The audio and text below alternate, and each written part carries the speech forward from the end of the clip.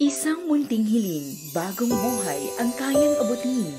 Pakinggan natin ang mga kwento ng pagmamahalan, sakripisyo at tunay na kahulugan ng Pasko sa Chris Plus Stories.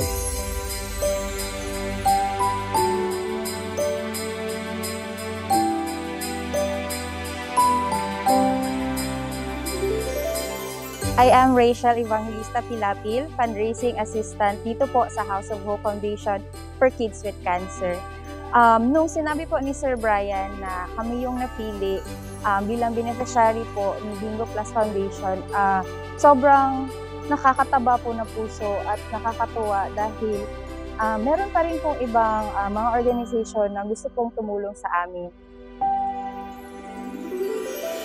Cyril Dale B. Ibas. I'm 14 years old, cancer patient, diagnosed with ALL, leukemia relapse. Thank you, Bingo Plus, and God bless you all. I am Remily Manlangit from Manukan, Zamboanga del Norte. I am 37 years old.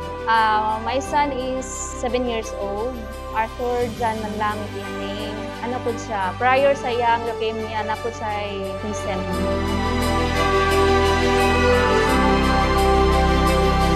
My name is Remily Ibas from Libungan North, Cotabato, 25 years old. Igsuon ko sa Naadjari.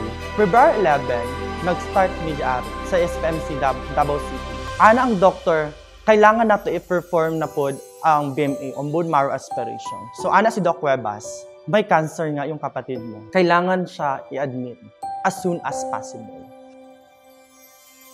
The doctor, yakong gistoryahan nga, ma'am, unusual ang iyang kuan, WBC, ang iyang white blood cells count, dili siya normal. So you will have to consult the kanang specialista gid ani nga sakit. So iya kong giingnan nga possible ma'am nga leukemia ay mong anak.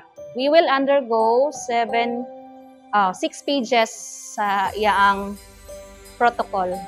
And as of now, napami sa 3rd page. Grabe ang sacrifice na mo. Nagpangita og mga blood yun, kailangan na sa isang-fuse nga dugo. After ato, is nakita na po sa ako ang mama nga naggrabe nagyod. So kailangan na mo ipadala na po akong ate diri sa Davao. So pagkahuman ato, pag-triage na mo, nag-stage 3 na akong ate. After sa mammogram o biopsy, is nakita na gyud na stage 4 na akong ate. September 13, at 3 p.m., namatay akong ate. So, grabe ang wala sa mong part. Nawala akong ate. Grabe ang life challenges sa amin.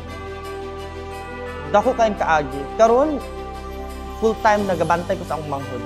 Daghan kaayong nawala sa ako na part.